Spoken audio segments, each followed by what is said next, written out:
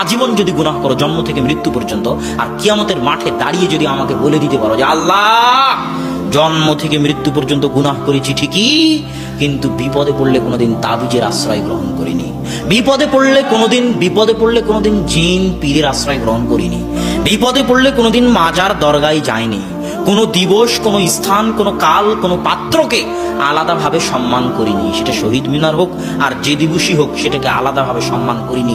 যেমন হিন্দুরা করে শিবলিঙ্গের সম্মান, যেমন হিন্দুরা করে বটগাছের সম্মান, যেমন হিন্দুরা করে গঙ্গা নদীর সম্মান, এরকম আলাদা কোনো দিন, জন্ম দিবস হোক, মৃত্যু দিবস হোক, আলাদা কোনো দিনকে, আলাদা কোনো স্থানকে, আলাদা কোনো কালকে আল্লাহ সম্মান করিনি।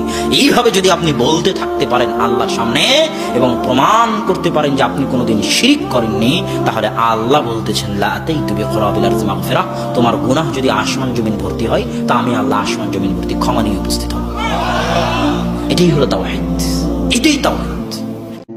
তোমারে যদি ফেরেশতা একটা লাত্তি মারে, এই নাফরমান, এখন যারা ঘুমাইতে যাইবা নামাজ না পড়ে আজকে, ফেরেশতা যদি তোরে একটা লাত্তি মারে ত্রাম করা, যে নাফরমান কার জমিনে ঘুমাইতে আইলি,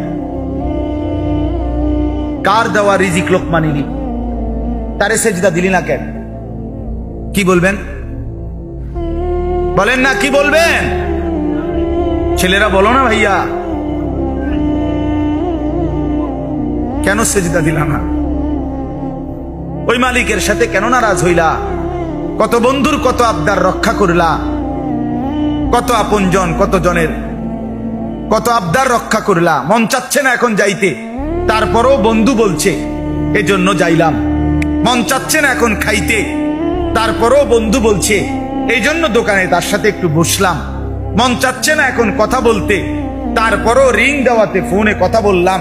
কত জনের কত আবদার, অস্বস্তি লাগতেছে, মন চাচ্ছে না, তবুও তো দুনিয়ার কত জনের কত আবদার রক্ষা করলাম।